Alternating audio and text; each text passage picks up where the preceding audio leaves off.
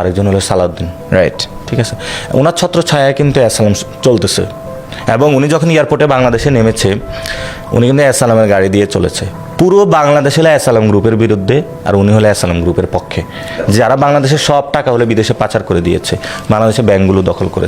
অ্যাসালম গ্রুপটা আসলে কারা এবং তারা কি করে একটু বুঝায় বলতে পারবেন? সে কি করে, ব্যাংক থেকে টাকা নিয়ে আর টাকা দেয় না।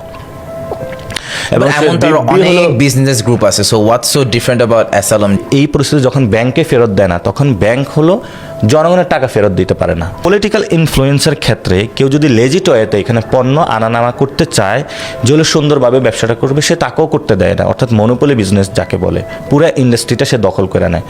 অর্থাৎ আপনি বন্দরে পেঁয়াজ এসেছে, যে এই পেঁয়াজটা হলো 20 টাকা বিক্রি হবে, সে কী করে পেঁয়াজটা আটকায় রাখে। পলিটিশিয়ান দেওয়া স্টেটমেন্ট দেওয়া, বাংলাদেশে খুব সংকট রয়েছে, মজুদ আছে কিন্তু পেট্রোল পাম্পে গেলে আপনি তেল পাবেন না, তেলটা ওই জায়গায় পড়ে আছে আর এই প্রাইসটা বাড়ায়া দিয়ে পরবর্তীতে সে হলো আরও বৃহৎ দামে হলো বিক্রি করে। এবং সে পুরো সিন্ডিকেটটা এভাবে গঠন করে নিয়েছে যে এখানে সরকারেরও অনেক সময় কিছু করা থাকে না, অর্থাৎ সে সরকারের উপরে উঠা যায়।